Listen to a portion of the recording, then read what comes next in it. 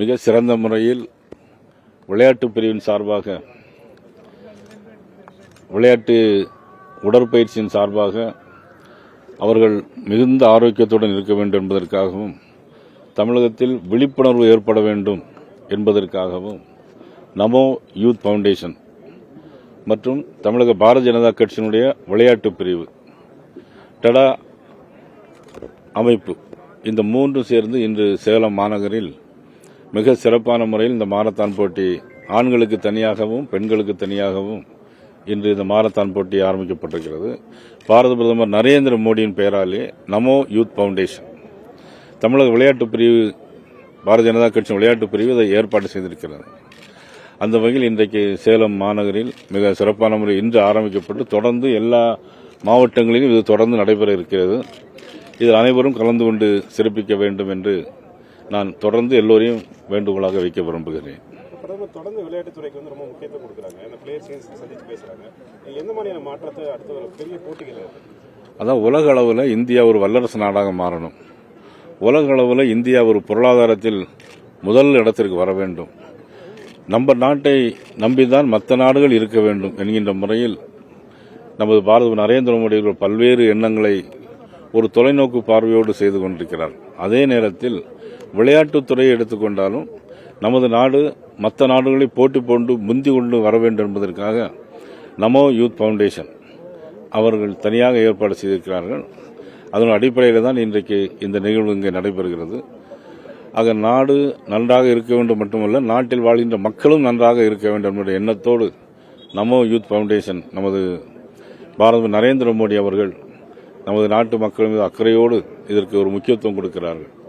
2 தினங்களுக்கு முன்பாக மலேசிய நாட்டுக்கு போகும்போது கூட, மலேசியாவில் போய் இந்தியாவில் எத்தனையோ மாநிலங்கள் இருந்தாலும் தமிழ்நாடு, தமிழ் மொழி என்கின்ற ஒரு எங்கள் நாட்டில் ஒரு மாநிலம் இருக்கிறது. அதனுடைய கலாச்சாரமும் பண்பாடும் 5000 ஆண்டுகளுக்கு முன்பாக உள்ளது. அது மட்டுமல்ல, தமிழ்நாட்டிலிருந்து நிறைய பேர்கள் மிக சிறந்த நபர்கள் எல்லாம் இருக்கிறார்கள். என்னுடைய அமைச்சரவையில் கூட வெளியுறவுத்துறை அமைச்சர் ஜெய்சங்கர் அவர்கள், அதேபோல வைஸ் பிரசிடென்ட் ஆஃப் இந்தியா நமது மதிப்புக்குரிய சிபி ராதாகிருஷ்ணன் அவர்கள், நிதித்துறையில் இன்றைக்கு மிக உலக அளவில் பிரசித்தி பெற்ற நமது மாண்பு நிதியமைச்சர் நிர்மலா சீதாராமன் அவர்கள், இப்படியாக தமிழகத்தில் நிறைய பேர்கள் அவங்களுடைய பங்களிப்பை தந்து கொண்டிருக்கிறார்கள் என்று மலேசிய நாட்டில் போய் நமது பாரத பிரதமர் நரேந்திர மோடி அவர்கள் நமது தமிழையும் தமிழ் பெருமையும் இன்னைக்கு சொல்லிக் கொண்டிருக்கிறாங்க. ஆனால் தமிழ்நாட்டில் இருக்கக்கூடிய நமது முதலமைச்சர் மட்டும் ஒன்றுமே இல்லை, முட்டை, இந்த மாதிரி டபுள் என்ஜின், மக்கர் என்ஜின், இந்த மாதிரி பேசிக் கொண்டிருக்கிறார்கள் தவிர 5 ஆண்டு காலத்தில் எந்த ஒரு நன்மையும் தேர்தல் வாக்குறுதி சொன்ன எதையும் அவர்கள் செய்யவில்லை என்பதை சொல்லிக்கொள்ள தெரியும். பிரதமரோட தமிழகம் வருகை அந்த திட்டங்கள் ஏற்கனவே 28ஆம் தேதி பிரதமர் மதுரைக்கு வந்து தேசிய ஜனநாயக கூட்டணியில் பொதுக்கூட்டத்தில் கலந்து கொள்வதாக இருந்தது. ஒரு நாள் தள்ளி போய் 1ஆம் தேதி, வருகிற 1ஆம் தேதி மறுதினமே அவர்கள் அந்த பொதுக்கூட்டத்தில் கலந்து கொள்ள இருக்கிறார்கள்.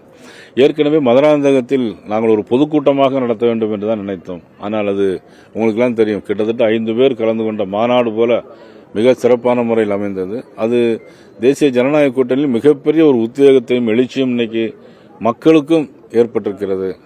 மக்கள் மனதில் ஒரு மாற்றம் வந்திருக்கிறது. அது மனமாற்றம், அது ஆட்சி மாற்றமாக முடியும் என்று தெரிவித்துக் கொள்கிறேன். இந்த கூட்டத்தில் என்டிஏ கூட்டணி இறுதி முடிவு சார், இன்னும் புதிய கட்சிகள் வர வாய்ப்பு, இன்னும் வருவதற்கான வாய்ப்புகள் இருக்கிறது. தேசிய ஜனநாயக கூட்டணிக்கு தமிழ்நாட்டில் வந்து எடப்பாடி பழனிசாமி தலைவர் அப்படின்னாலும் பாஜக சார்பில் ஒரு குழு அமைச்சிருக்கு பேச்சுவார்த்தைக்காக அப்படிங்கிறது ஒரு சர்ச்சை இல்லை. இதுவரைக்கும் அந்த மாதிரி ஒரு குழு ஒன்றும் அமைக்கல, பேச்சுவார்த்தைக்கு ஒரு குழு அமைக்கல. அது இன்னும் நாள் இருக்கிறது, தேர்தலுக்கு நாள் இருக்கிறது. சந்தர்ப்பம் வரும்போது எந்தெந்த தொகுதியில் யார் யார் போட்டியிடுவார்கள் மட்டுமல்ல, எந்தெந்த தொகுதிகள் யார் யாருக்கு ஒதுக்கப்படுகிறது என்பதையும் குறித்து பேச்சுவார்த்தை நடத்தப்படும். அதாவது பாரதிய ஜனதா கட்சி ஏற்கனவே ஆதரவு தருகின்ற அமைப்புகள், சமுதாய அமைப்புகள், இவர்கள் எல்லாம் பற்றி பேசுவதற்காக அந்த குழு பேச்சுவார்த்தைக்காக அல்ல.